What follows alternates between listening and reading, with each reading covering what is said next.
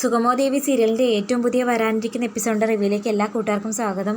Devika late ആയതിനെ തുടർന്ന് function കുളമായെന്ന് തന്നെ പറയാം. നന്ദനും ദേവികയും തമ്മിൽ ഉടക്കുകയും നന്ദൻ തീരെ മനസ്സോടെയാണ് ഫംഗ്ഷൻ അറ്റൻഡ് ചെയ്തത്. അത് മനസ്സിലാക്കിയ ദേവികയാണെങ്കിൽ എങ്ങനെയെങ്കിലും നന്ദനെ പറഞ്ഞ് സമാധാനിപ്പിക്കാൻ ശ്രമിക്കുന്ന സമയത്ത് അവർ തങ്ങൾ വീണ്ടും വലിയ വഴക്കാകുന്നു. അതെല്ലാം കേട്ടുകൊണ്ടുവന്ന ദേവികയുടെ അമ്മ ഡോറ് തട്ടി വിളിക്കുന്ന സമയത്ത് നന്ദനാണെങ്കിൽ ഡോറ് തുറന്ന് ഒന്നും മിണ്ടാതെ ദേഷ്യത്തോടെ അങ്ങ് പോകുന്നു. അതേസമയം രാധികയാണെങ്കിൽ വല്ലാതെ ചൂടാകുന്നു ദേവികയോട്.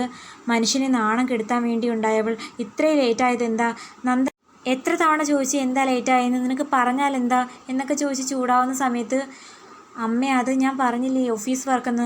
അത് കേട്ടതും മാധവൻ പറയുന്നു, മനുഷ്യനെ നാണം കെടുത്താൻ വന്നവരെല്ലാം എന്നോട് ചോദിക്കുക എന്താ മോള് ലേറ്റാവുന്നതെന്ന്. അവരോടൊക്കെ ഞാൻ എന്ത് മറുപടി പറയാനാ എന്നൊക്കെ പറഞ്ഞുകൊണ്ട് ശരിക്കും പറഞ്ഞാൽ രാധികയും മാധവനും ശാരികയൊക്കെ ദേവികയെ കുറ്റപ്പെടുത്തുന്ന സമയത്ത് ദേവിക വല്ലാതെ വിഷമിക്കുന്നു. പിറ്റേ ദിവസം പതുപോലെ ഓഫീസിൽ പോകാൻ ഒരുങ്ങുന്ന ദേവികയോട് നന്ദൻ വന്ന് പറയുന്നുണ്ട്, എവിടേക്ക് പോകാനാണ് ഇങ്ങനെ ഒരുങ്ങുന്നത്?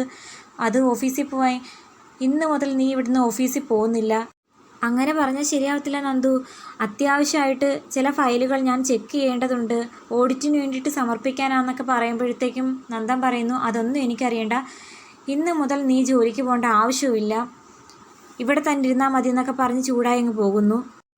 അമ്മയും അച്ഛനും ശാരികയും ഹസ്ബൻഡും ഒക്കെ ചൂടാവുന്നെങ്കിലും സത്യം ചെയ്തതിൻ്റെ പേര് ഋഷിയെക്കുറിച്ചോ അരുന്ധതിയെക്കുറിച്ചോ ഒന്നും പുറത്തു പറയാതെ മറച്ചു പിടിക്കുന്ന ദേവിക. അതിനെ തുടർന്ന് ദേവികയെ എല്ലാവരും സംശയനിഴലിൽ കാണുന്നു.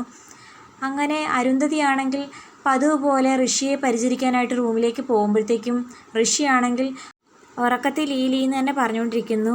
അത് മനസ്സിലാക്കിയ അരുന്ധതി വല്ലാതെ ഞെട്ടുന്നുണ്ട്. അരുന്ധതിയാണെങ്കിൽ CPയെ വിളിച്ച് കാര്യങ്ങളൊക്കെ പറയുന്നു. അതായത് അവൻ്റെ മനസ്സിലിപ്പോൾ ദേവിയെക്കുറിച്ചുള്ള ചിന്തകൾ മാത്രമേ ഉള്ളൂ, ദേവികയിലേക്ക് മാത്രം ഒതുങ്ങിക്കൂടുവാണെന്ന് തോന്നുന്നു. ഇനി എന്ത് ചെയ്യുമെന്നൊക്കെ ചോദിക്കുന്നു.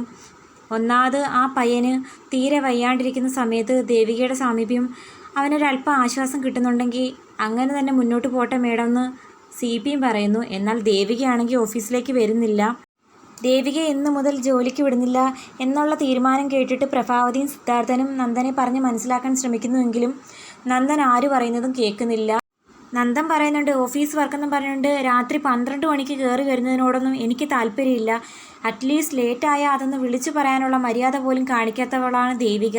അതുകൊണ്ട് തന്നെ ഇനി മുതൽ അവൾ ജോലിക്ക് പോകണ്ട, എനിക്ക് അവളെ നോക്കാനുള്ള ശേഷി ഇപ്പോൾ ഉണ്ട് എന്നൊക്കെ പറയുമ്പോഴത്തേക്കും അവർക്ക് മറുപടി പറയാനാകുന്നില്ല.